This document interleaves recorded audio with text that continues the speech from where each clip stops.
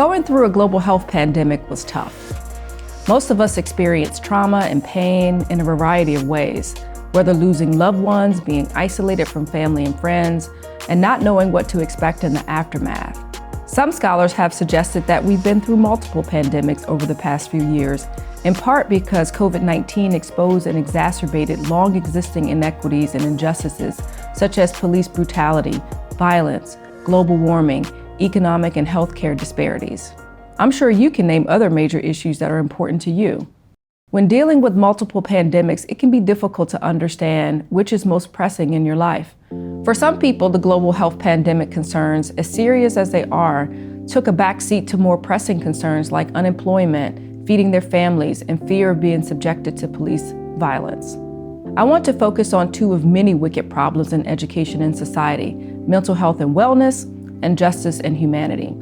It's important to consider how the pandemic exacerbated these issues, particularly for minoritized people, and the extent to which mental health and well-being were already challenges for people and represent complex problems in need of creative and innovative solutions. What's standing out now is the reality that we have experienced so much pain and trauma without attention and space dedicated to healing, and what that should look like for people as we try to return to life as we knew it. It's important to note that people who hold marginalized identities have always experienced injustices and dehumanization.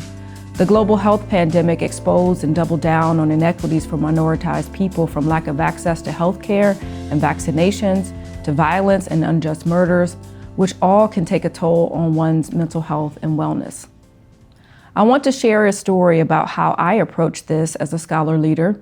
I was elected to serve as president of the Association for the Study of Higher Education in 2020, in the height of the global shutdown, when there was a lot of uncertainty about what to do and how to handle the crisis or how long it would last.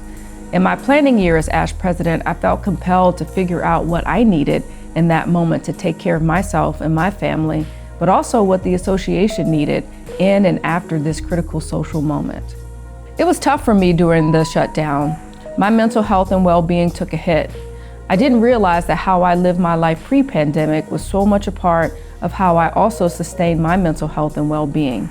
Going to the gym, teaching group fitness, spending time with my friends and family, teaching classes in person, traveling, all of those things filled my life in positive ways, and then it stopped all at once.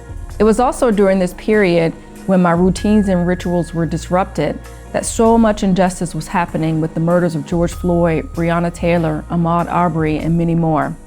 It was difficult to figure out how to navigate it all and my emotions.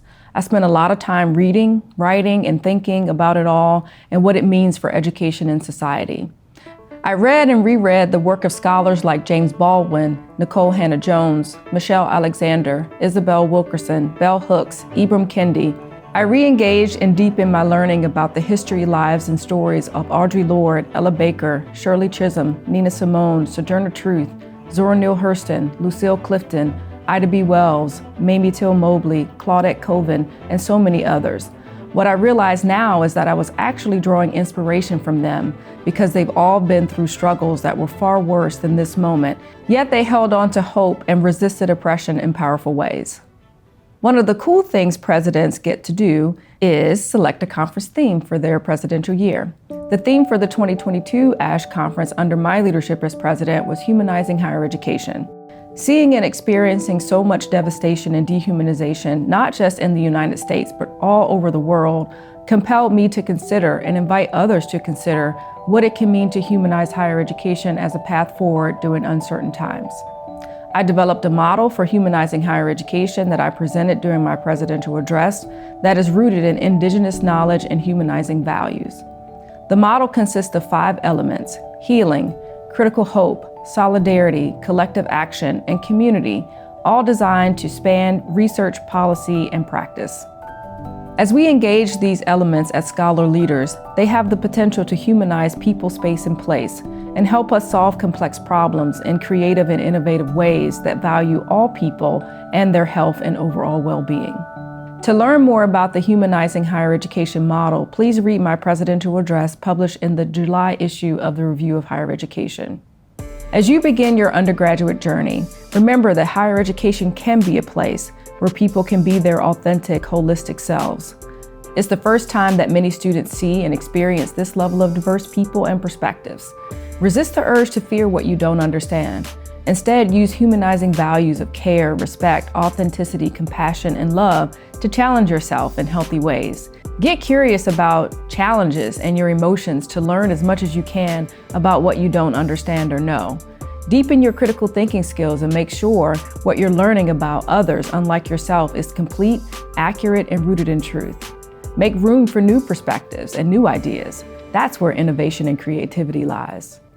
You will have access to many resources and opportunities to help you succeed, think, and do.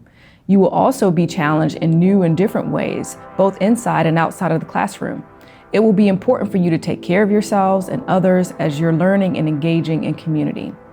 Always remember that you are not a problem. You are unique and have gifts and talents that the world needs to solve complex problems. Continue to ask yourself what you need from your learning environment and tap into your uniqueness and gifts, especially if your ideas and perspectives are outside of the box. Find ways to expand the box. Find people on campus who will advocate for your ideas and perspectives to bring them to life. I will leave you with a question to ponder. All of what I shared is rooted in humanizing higher education as a path to foster well-being and justice in education and society. What does it mean to you to humanize higher education? What is one thing you can do today to recognize your humanity and the humanity of others?